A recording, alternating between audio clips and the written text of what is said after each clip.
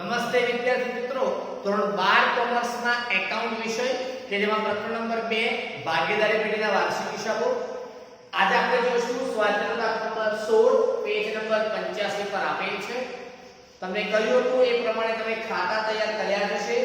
ઉપરાંત ઘણા વિદ્યાર્થીઓએ સૂચના મુજબ શક્ય હોય એટલી માહિતી પણ લખવાનો પ્રયત્ન કર્યો હશે.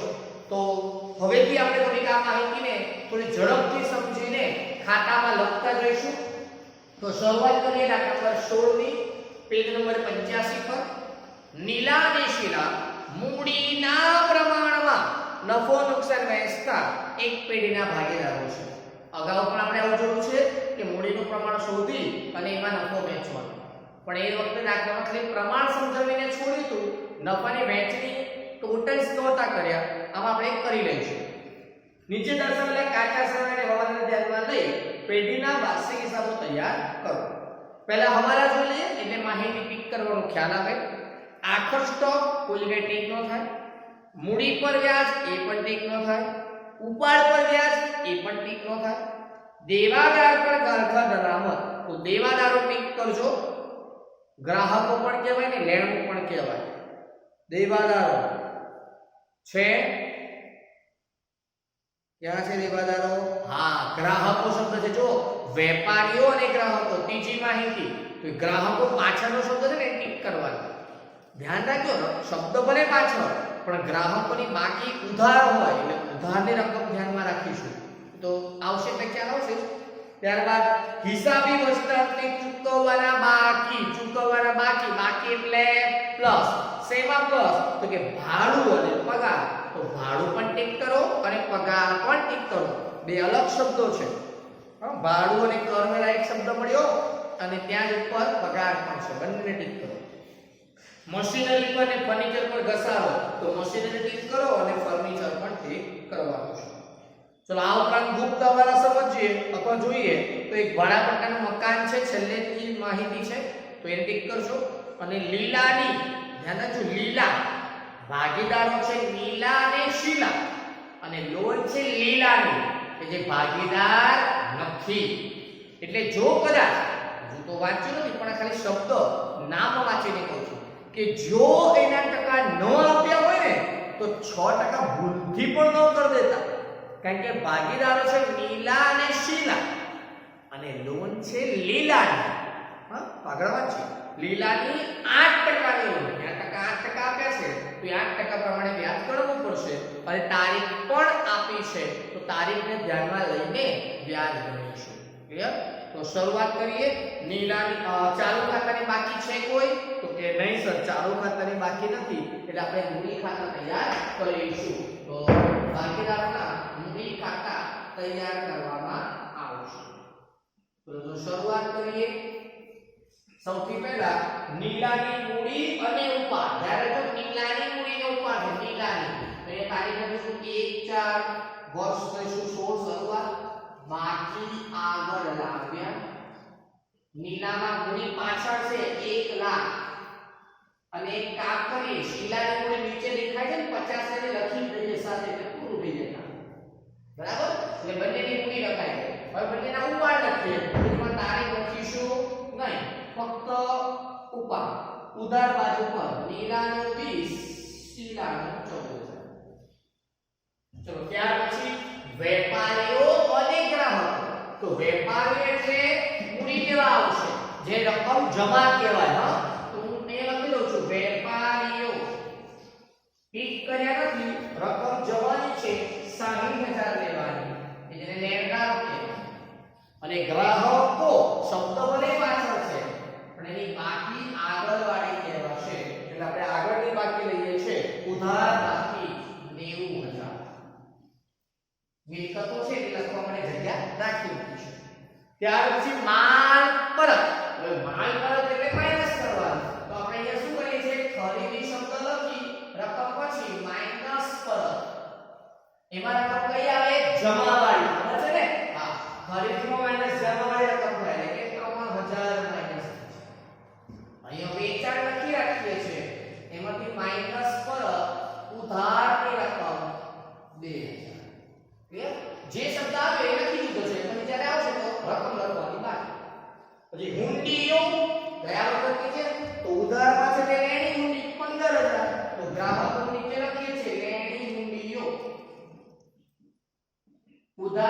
બાજુ પર છે 15000 અને જમા બાજુ પર છે તે દેવી હુંડીઓ વેપારીઓની જોડે આવશે. કેટલી રકમ છે એની 20500. ત્યાર પછી છે રોકડ અને દેણ. નામ બે છે ને રકમ પણ બે છે. પહેલા પણ આવ્યું હતું ને તો રોકડ ઉધાર હોય એટલે ઉધાર બાજુ રકમને આપણે રોકડ શિલ્લક લખીશું. કેટલી છે રોકડ શિલ્લક ઉધાર બાજુ પર 1000. અને જે બેંક છે એ ખરેખર શું કહેવાશે? Bank overdraft. કેટલો છે જમા બાજુ પર? 14000. તો અહીંયા લખીશું બેંક ઓવરડ્રાફ્ટ. રકમ ઉપર નીચે ન જાય તો ધ્યાન તમારે અને મારે બંનેને રાખવાનું રહેશે. કારણ કે મારી ભૂલ જો થશે તેને સુધારનારા તમે લોકો સામે નથી બેઠા અને એટલે મારે બહુ કાળજી રાખવી પડે છે. આગળ કારભાર અને કારખાના નામ આપો ટેબલ. ચલો એબીસીડી માં ટેબલ આવી જાય ને. પહેલું વહીવટી ખર્ચા, ચલો પછી બીજું વેચાણ વિતરણ ખર્ચા,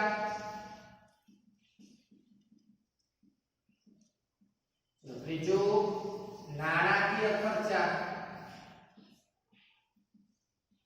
અને ચોથું અન્ય ખર્ચાઓ એટલે નુકસાન. ચલો ગાલખાત અને ગાલખાત નામ છે તો ટેબલ બનાવી દઈએ છે. ગાલખાત તો ગાલખાત કાચા સરવૈયા પ્લસ ગાલખાત કઈની આવશે? હવાલા પ્લસ ગાલખાત અનામત પણ હવાલા અને માઇનસ ગાલખાત અનામત કાચા સરવૈયા. પહેલી ને ચોથી માહિતી આપેલી છે પ્લસ અને માઈનસ માં. તો ગાલખાત છે 400 અને ગાલખાત અનામત જે માઈનસ કરીશું એ છે 100. ચલો ખરીદી ને વેચાણ. તો ખરીદી ની ઉધાર બાકી નામ લખ્યું છે રકમ બાકી છે 1,40,000. બીજો કોઈ હવાલો પણ ખરીદી કે વેચાણ પર ટિક નથી કરેલું નથી તો રકમ 1,37,000 બહાર લઈ શકાય. એ રીતે વેચાણની રકમ છે 2,60,500. એમાં પણ કોઈ હવાલો નથી એટલે 2,58,000 ના હા 2000 બાદ છે 2,58,500 લઈ શકાય. ચલો મજૂરી અને મજૂરીના બાકી દેવા. તો મજૂરી એટલે વેપારની ઉધાર. તો અહીંયા મજૂરી લખીએ છે કે મજૂરી કેટલા રૂપિયા છે? 35,000. અને મજૂરીના બાકી દેવા. બાકી દેવા એટલે મૂડી દેવા. તો મૂડી દેવા લખીએ છે મજૂરીના બાકી દેવા ફક્ત 2000. જમા બાજુ લખો દેવા જવાબદારી જમા. મશીનરી તો મિલકતમાં સૌથી પહેલું નામ લખીએ છે મશીનરી. કેટલા રૂપિયા છે? 36,500. પછી છે મશીનરીનો ઘસારો. સતત બે દાખલામાં આવી ગયું ને ત્રીજા દાખલામાં પણ આવ્યું. ફરી કહી દઉં ચેક કરી લેવાનું. જો હવાલો ન હોય તો નન્નું ઉધાર ડી અને જો હવાલો હોય તો પ્લસ. મશીનરી પર નીચે હવાલો છે ઘસારાનો ભાગ છે તો પ્લસ કરી દેવાનો. તો મશીનરીમાં પ્લસ ઘસારો. આ કાચા સરવૈયાનો છે કેટલો? 3500.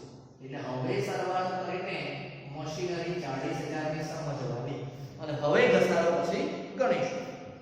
ચલો નેક્સ્ટ ફર્નિચર 12,000. એ નીચે છે ટિક કરેલું છે એટલે અંદરથી લખીશું 12,000 ફર્નિચર.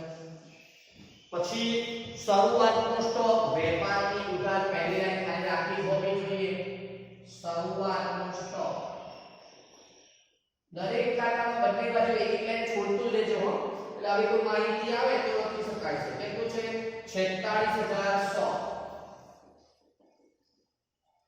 પછી અગાઉથી અચ્છું વિપરીત મિલકત લેણ. હા હવાલામાં તો બે અસર છે માઈનસ અને મિલકત.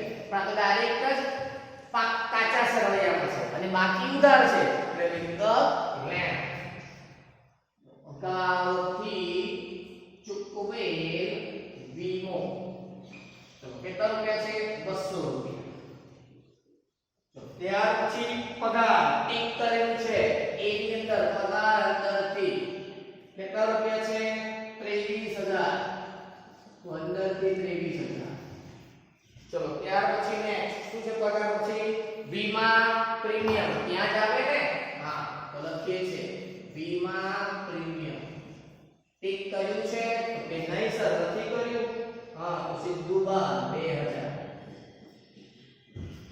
ચલો ભાડું અને કરવેરા એ પણ ત્યાં જ ટીક કર્યું છે એટલે અંદરથી ભાડું વેરા શોર્ટમાં લખી દઈએ છે કેટલા છે 12000 ખાસ રાખવા બહુ જોવી પડે ધ્યાનથી હા પછી જાહેરાત ખર્ચા બીમાં કોઈ ટીક નથી સીધું બાર જાહેરાત ખર્ચા સીધે સીધા બાર કેટલા છે 2900 પછી પાઘડી આમ તો પહેલી લખી હોય પણ જગ્યા નથી તો અહીંયા પાઘડી લખી દીધી છે આપણે 72000 સીધી બાર હવાલો પછી ભાડા પટ્ટાનું મકાન એ પણ મિલકત લેણા તો ભાડા પટ્ટાનું મકાન ટીક કર્યું છે કે અંદરથી કેટલા રૂપિયા 14000 અને છેલ્લે લીલાની 8% ની લોન તો લીલાની 8% ની લોન મૂડી દેવા સીધી બાર 30000 ઓકે ને તો આ રીતે ફટાફટ કાચું શરૂ આપણે ખાલી કરી દીધું છે હવે હવાલ આખર સ્ટોક રૂપિયા 1,10,000 છે જેની બજાર કિંમત 20% વધુ છે તો વધુ કિંમત આપણે ક્યારે ધ્યાનમાં રાખવાની જ નહીં આખર માલના સ્ટોકની હંમેશા ઓછી કિંમત ધ્યાનમાં લેવાની વધારે નહીં તો હવે વધારે કિંમત ધ્યાનમાં નથી લેતા તો 1/10 ની જ બે અસર આપવાની કઈ યસ વેજ મિલે તો લખીએ છે આખર માલ સ્ટોક 1,10,000 વેજ અને હવે મિલે આખર માલ સ્ટોક 1,10,000 નેક્સ્ટ ભાગીદારોની મૂડી પર વાર્ષિક 6% વ્યાજ ચૂકવવાનું છે તો મૂડી છે એના પર વ્યાજ તારીખ હતી 31/3/17 જ્યાં મૂડી ત્યાં મૂડી પર વ્યાજ શીખવાડે છે તો લખીએ છે મૂડી પર વ્યાજ 6% એટલે 1 લાખના 6% 6000 અને 50000 ના 6% 3000 કેલ્ક્યુલેટર આપણે ચેક કરી લેવાનું બીજી અસર રિવર્સ ફાળવણીમાં ઉધાર અહીંયા લખું છું મૂડી પર વ્યાજ પહેલું નામ છે નીલા એમાં છે 6000 પછી છે શીલા એમાં 3000 ટોટલ 9000 બે અસર થઈ ગઈ મૂડી પર વ્યાજ જ્યાં મૂડી ત્યાં મૂડી પર વ્યાજ 6% બીજી અસર થઈ ગયું નેક્સ્ટ ઉપાડ પર ભાગીદારો પાસેથી ઉપાડ પર વ્યાજ વસૂલ કરવાનું છે રકમ કોણ આપી દીધી બહુ સરસ તો ઉપાડ પર વ્યાજ જ્યાં ઉપાડ ત્યાં ઉપાડ વ્યાજ તારીખ 31/3/17 ઉપાડ પર વ્યાજ નીલામાં રકમ છે 900 શીલા 600 બીજી અસર રિવર્સ અહીંયા એક બે છોડ દઈએ લખીએ છે ઉપાડ પર વ્યાજ નીલા 900 શીલા 600 ટોટલ 1500 નેક્સ્ટ દેવાદારો પર 5% ગાળતા અનામત વાર્યા ગ્રાહકો માઈનસ ગાળતા અનામત 5% કેટલા થશે 4500 12 જશે 85 500 કેલ્ક્યુલેટર ફટાફટ ચાલુ જોઈએ 90000 ગુણ્યા 5% આવી ગયા માઈનસ બરાબર થઈ જાય ને બીજી અસર ગાળતા અનામત હવાલાની કેટલા છે 4500 હવે આ છે ને તો ટેબલ પૂરું કરીને બહાર લખી દેજો આ બે પ્લસ છે હો અને આ માઈનસ છે બોલો કેટલા થશે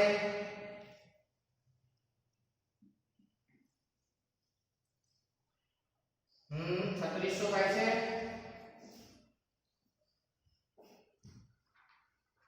થયા 3600 ચેક કરો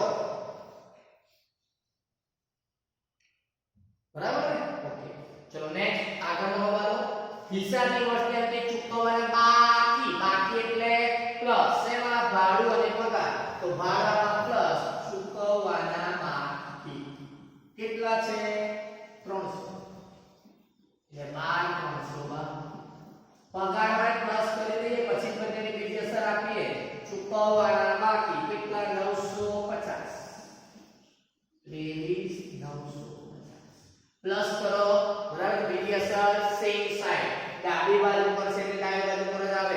બીજું યાદ છે ચૂબાકી મૂડી દેવા લખવાનું ચૂકવવાના બાકી ખર્ચા આ રીતે લખી દો શોર્ટ પડશે મજૂરી 300 અને પગાર નહીં સોરી ભાડું છે ભાડું છે 300 અને પગાર છે 250 એટલે 1250 તમે અલગ અલગ પણ લખી શકો છો કે ચૂકવવાનું બાકી ભાડું 300 ચૂકવવાનું બાકી પગાર 950 પણ બે વખત શબ્દ ચૂકવવાનું બધું લખો એના કરતા આ રીતે લખો ચલો મશીનરી પર 10 અને ફર્નિચર પર 5 તો મશીનરી પર 10 તો માઈનસ ઘસારો 4000 એટલે 12 36000 બીજી અસર એમાં લખીએ મશીનરી પર ઘસારો પેલા જેમ કરવું છે ઓકે ચલો તો ફર્નિચર પર ઘસારો ગણી નાખીએ 5% 600 રૂપિયા એટલે 11400 હવે આ 4600 બંને સાથે લખી નાખીએ છે ઘસારો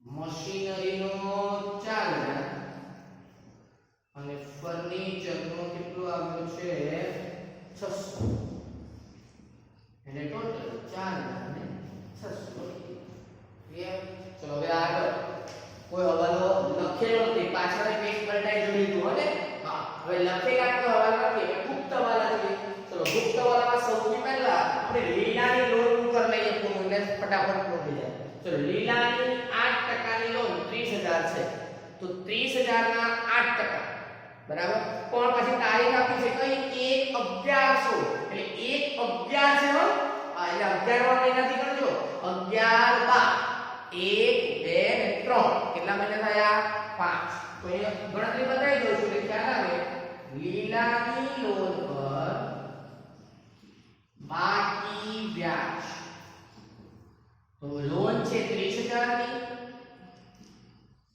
ટકા છે 8 અને મેં તમને સમજાવ્યું મહિના કેટલા થયા 5 બરાબર છે કેટલા છે 1000 રૂપિયા થાય છે 1000 આવે છે મારી ગણતરી પ્રમાણે ચેક કરો 1000 આવે છે નીલાની લોન પર વ્યાજ 1000 રૂપિયા ઓકે બરાબર તો આ જાતે બીજા સર સી નાણાકીય ખર્ચમાં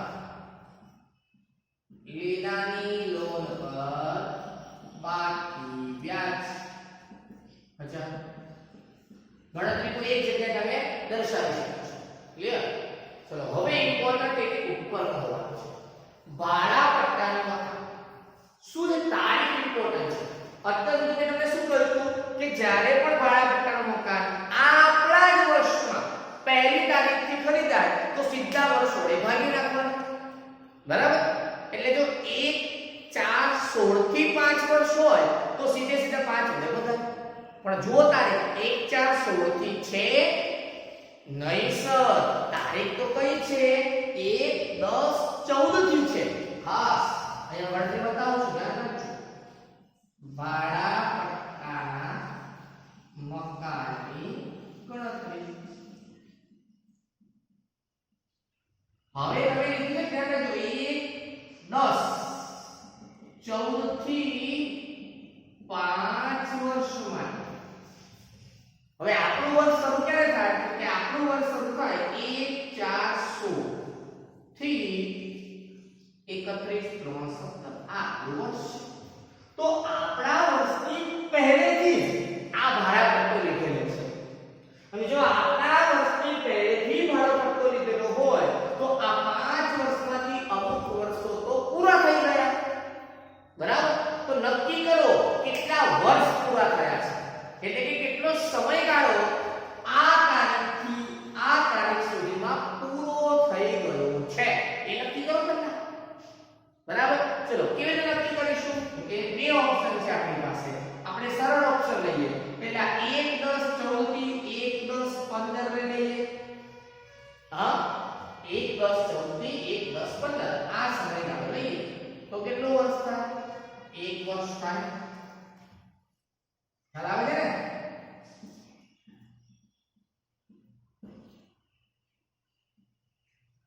તો 14 થી 1 10 15 સીધે સીધું 1 વર્ષ પૂરું થયું બરાબર એટલે આ 5 વર્ષમાંથી આ 1 વર્ષ તો નીકળી ગયું પૂરું થઈ ગયું ઓલરેડી હજુ પણ આ 15 છે આ 16 છે તો જો અહીંયાથી પણ અહીંયા સમયગાળો પૂરો કરવો પડશે તો હવે અહીંયાથી અહીંયાનો સમયગાળો પૂરો કરીએ ચલો એ કેટલો થાય છે એ ચેક કરીએ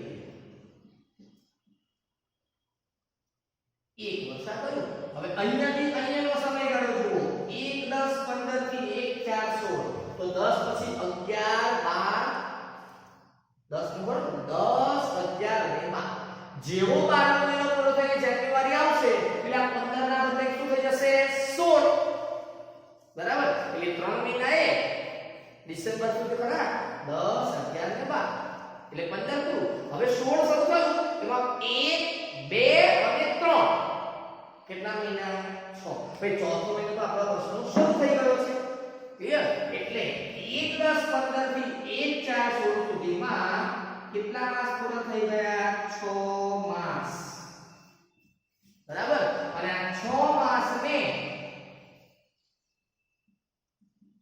આપણે 0.5 વર્ષ પણ કહી શકીએ અડધું વર્ષ 6 મહિના એટલે અડધું વર્ષ થાય ને હા તો આ સમયગાળો જે છે એ તમારો 6 માસનો છે કે જેને આપણે 0.5 વર્ષ લખીશું તો 1 10 14 થી 1 10 15 1 વર્ષ અને 1 10 15 થી 1 4 16 6 મહિના એટલે અડધું વર્ષ આમ 5 વર્ષમાંથી આટલો સમયગાળો તો પૂરો થઈ ગયો છે જે આપણે શું કરી દેવું પડે માઈનસ તો ચલો 5 માંથી 1.5 બાદ કરો એટલે 5 માંથી 1 જાય તો 4 અને 4 માંથી અડધા જાય તો 3.5 વર્ષ હવે વર્ષ કેટલા બાકી રહ્યા 3.5 તો હવે રકમને 5 વડે નહીં ભાગવાના હવે રકમને શેના વડે ભાગવાના 3.5 વડે તો 14000 ભાગ્યા 3.5 કરો કેલ્ક્યુલેટરનો ઉપયોગ એટલે જવાબ આવશે 14000 ભાગ્યા 3.5 કેટલા આવ્યા 4000 તો ભાડા પટ્ટાના મકાનમાં જે માંડી વાળવાની રકમ છે એ માંડી વાળવાની રકમ કેટલી આવશે 4000 ક્લિયર ને ફરી એકવાર જોઈએ શોર્ટ એન્ડ સ્વીટ જો 1 4 16 થી 5 વર્ષ માટે લીધો હોત તો તમે લગભગ 14000 જે ભાડા પટ્ટાનો મકાન છે એને તમે 5 વડે ભાગી શક્યા પરંતુ આપણે 1 4 16 થી નથી ખરીદ્યું આપણે 1 10 14 થી ખરીદ્યું છે તો પહેલા 1 10 14 થી 1 4 16 સુધીનો સમય કેટલો થાય એ ગણીને બાદ કરવાનો તો પહેલા 1 10 14 થી 1 10 15 1 વર્ષ અને 1 10 15 થી 1 4 16 તો આ 6 મહિના એટલે અડધું વર્ષ એટલે 5 વર્ષમાંથી 1.5 વર્ષ તો બાદ કરી દેવાનું તો બાકી કેટલું રહ્યું 3.5 તો હવે આ 14000 ને 3.5 વડે ભાગશો તો 4000 આ 4000 ભાડા પટ્ટાના મકાનમાંથી માંડી વાળી કહેવાય શું કહેવાશે યસ માંડી વાળી એટલે વાર થશે 10000 અને 4000 માઈનસ કરે એટલે અહીંયા આવશે માંડી વાળી ભાડા પટ્ટાનું મકાન 4000 ક્લિયર ને ઇમ્પોર્ટન્ટ છે સરળ તો છે ખાલી ધ્યાન રાખવું પડે ઓકે ચલો હવે આના સિવાય તો કોઈ ગુપ્તાવાળા કે કોઈ બાકી છે નહીં તો ચલો હવે આપણે સીધે સીધા સરવાળાની શરૂઆત કરીએ ચલો 2 58 500 ને 1 10 આ છે ને હા તો કેટલું થશે 3 68 500 હવે સરવાળો તો આવડે ચલો અહીંયા લઈ લો ફટાફટ 3 68 500 આ 3 રકમ માઈનસ કરવાની છે 4600 138 અને 35 એટલે 1 50 400 શું કહેવાશે કાચો નફો સિદ્ધ અક્ષરમાં જમા લઈ લો કાચો નફો કેટલો છે 1 50 400 હવે ટોટલ અહીંયા સમજવાનું તમારે 1 50 400 તો ગણતરી એક્સ્ટ્રા કરી તમારે સામે 1 50 400 ને બધું બાદ કરશો એટલે ચોખ્ખો નફો મળશે બરોબર 1 2 3 4 5 6 7 8 8 રકમ બાદ કરો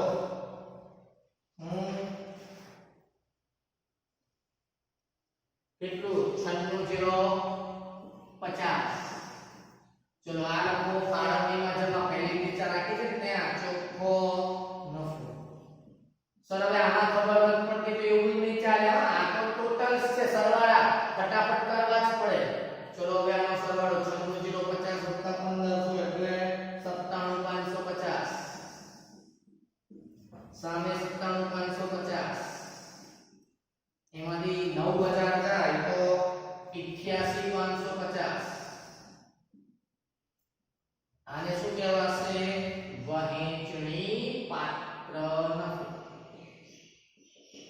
કોના વચ્ચે નીલા અને શીલા વચ્ચે કયા પ્રમાણમાં તો કે સરખું પ્રમાણ નહીં ઉપર આટલું મૂડીના પ્રમાણમાં એટલે ભાઈ ઉપર દેખાય એ પ્રમાણે એવું નહીં કે સરખું હશે વાંચવાના વાક્ય એટલે જ કીધું છે મૂડીના પ્રમાણમાં તો મૂડીનું એ ચલો આની 1 લાખ અને આની 50000 પ્રમાણ કાઢીએ 1 લાખ અને 50000 ત્રણ કાઢી નાખીએ પછી એક એક જ કાઢવાના પછી એવું નહીં કે બે આ મીંડા કાઢી નાખો એવું નહીં કરી દેવાનું જેટલા મીંડા હોય બધા ન ઉડે સમાન પ્રકારના જે હોય ને જેટલા એટલા જ કાઢવાના તો એ રહ્યા 10 અને એ રહ્યા 5 બંનેને 5 વડે ભગાય ને 5 × 10 ને 5 × 5 પ્રમાણ કેટલું આવ્યું 2/1 તો 88550 ને 2/1 માં વહેંચવાના 59033 અને 29570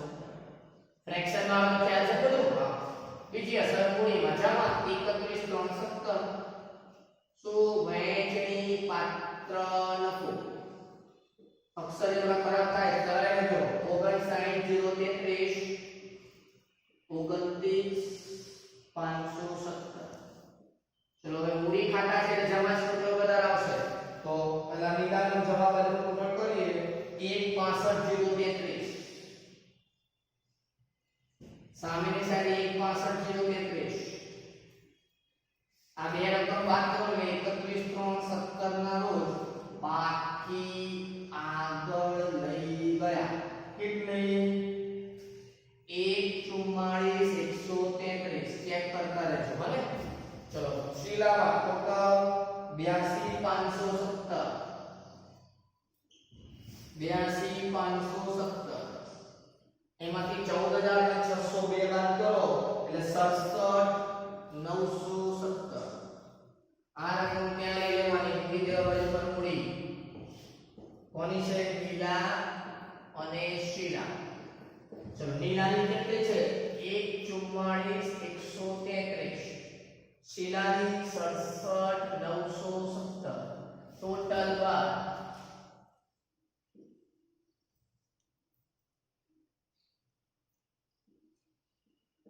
2 બાર 50 બરાબર અને હવે પાકા સરવાળાની બંને બાજુનો સરવાળો કરવાનો 341100 ચેક કરી લઈશું બરાબર તો આ રીતે આપણે વાર્ષિક હિસાબોના દાખલા કરેલા છે હજુ આપણે આગળ કરીશું નેક્સ્ટ આપણે સમજીશું સ્વાધ્યાયમાં આપણે કીધું છે એ પ્રમાણે સ્વાધ્યાય પૂર્ણ કરીએ છીએ તો નેક્સ્ટ દાખલા નંબર 17 મન અને મોહન વાળો છે તેને આપણે આવતા વિડિયો લેક્ચરમાં સમજીશું એટલે તમે એના ખાનાને જો તૈયાર રાખજો ખાનામાં બધા જ ખાના છે લગભગ યસ વેપાર છે નફા નુકસાન પણ છે ચાલુ ખાતા છે છેલ્લે ચાલુ ખાતાની બાકી છે ને ચાલુ ખાતા છે ફાળવણી બનાવી દેવાનું આપણે નાનકડું બનાવીએ છીએ એ રીતે બરાબર અને પાકું સરવડી તો તમામ ખાતા તૈયાર રાખવાના